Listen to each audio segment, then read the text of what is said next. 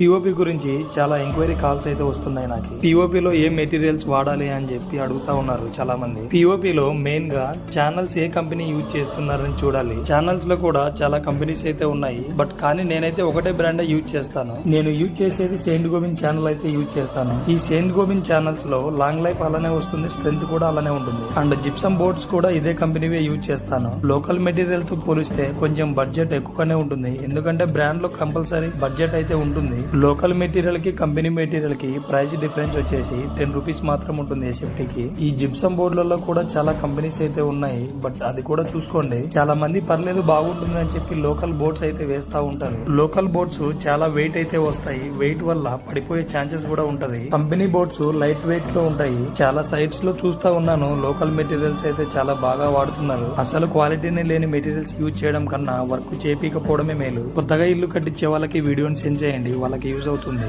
Okay, see you in the next video. Follow my channel.